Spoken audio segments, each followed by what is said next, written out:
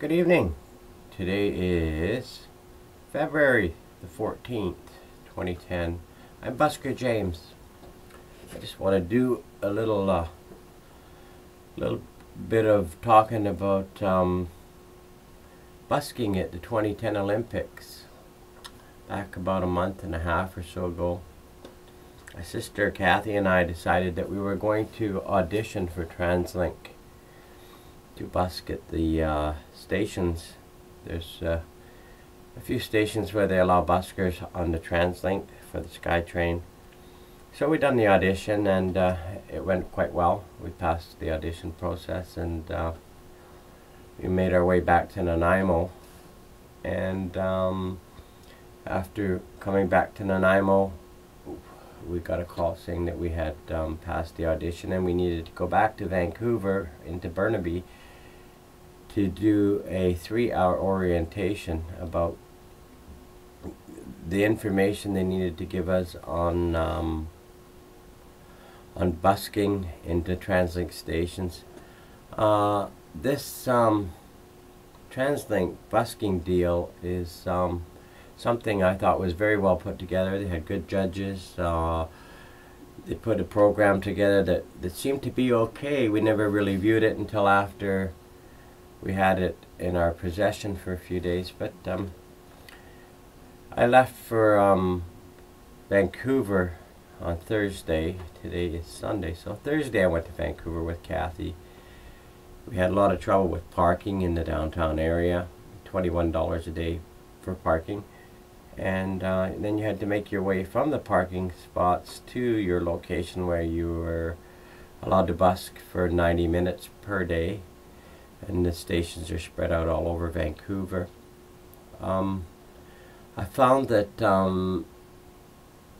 I kind of enjoyed playing in the stations, except for there are a few issues where it's cold, and then there's a couple of the stations where you're dealing with panhandlers at both entrances, and you know, they're harassing people in and out of there, so they really don't have time to stop and accommodate buskers.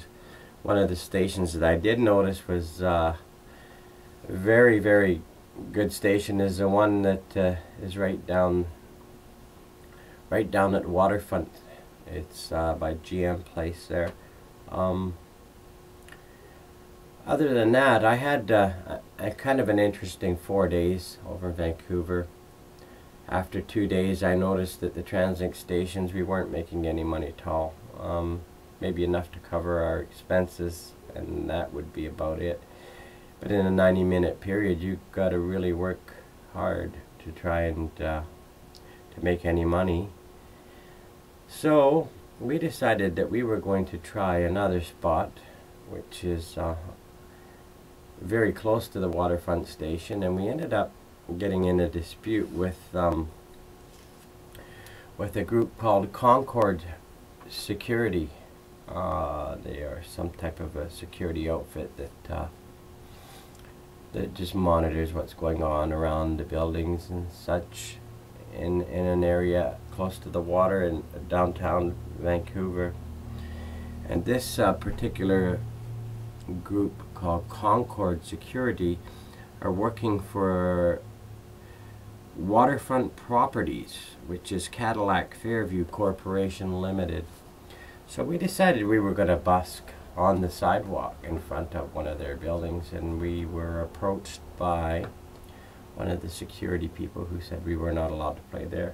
And we kind of were a bit confused because it is public space and they're allowing the public to wander back and forth. The fella we talked to said that you know, we needed to move along, and we decided that, you know, well, we think that the law is different from what he's telling us, and we don't believe it's private property, it's public space. So they ended up getting another fella there, and he kind of gave us the same speech. And after a little while, he said, well, you know, I'm going to get the police down here to remove you. And we decided, well, that may be a good thing, because if the police came along, then they know the law better than the security people do. So they told us they're going to get the police. So we waited, And the police never came along. 15 minutes, so we started playing again. And then, lo and behold, another guy came from the same security company, Concord Security.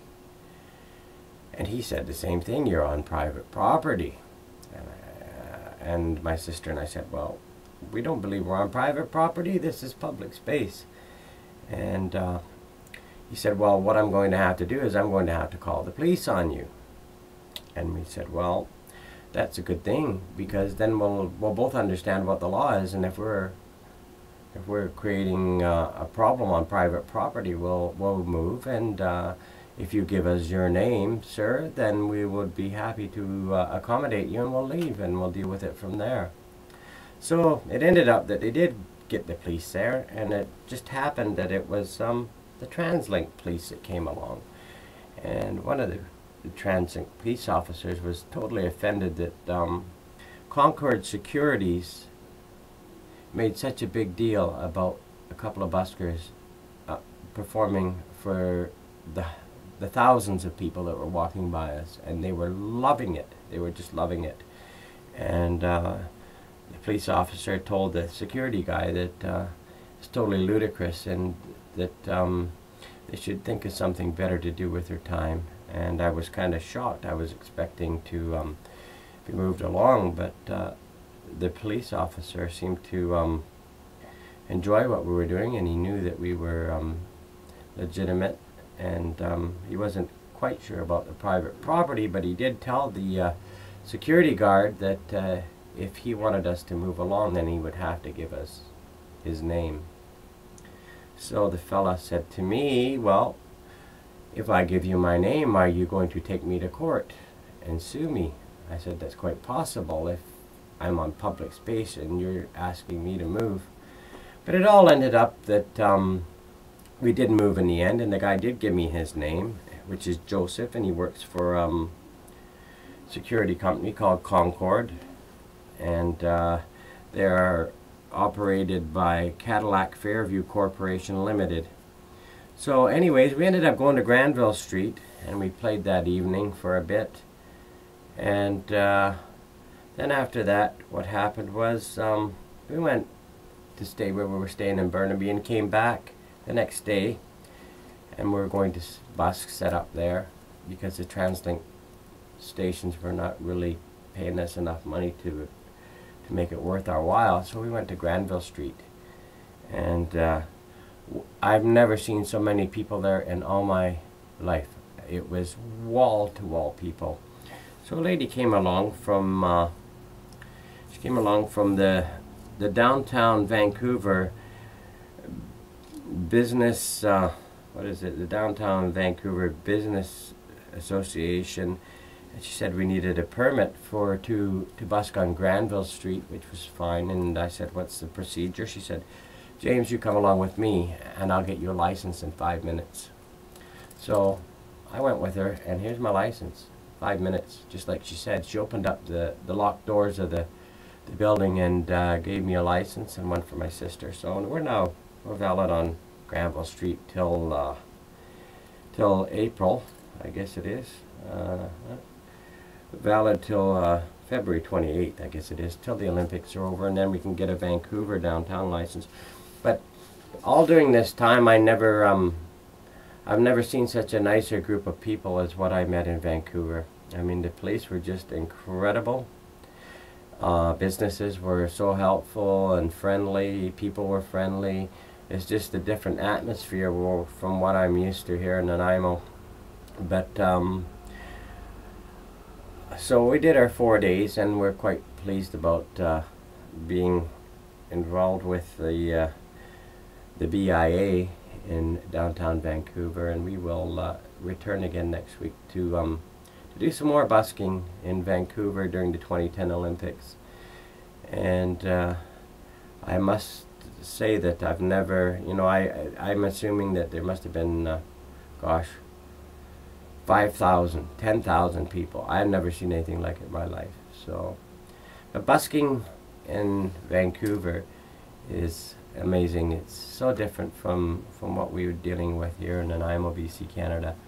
So I just wanted to touch on the topic and let people know that if you want to be a busker and you want to be treated with a little bit of respect and dignity, then go busk in Vancouver, because they're very kind, great group of people. And I will be going back again next week, and I may do another video about busking during the 2010 Olympics in Vancouver, BC, Canada. I'm Busker James. Have a good day.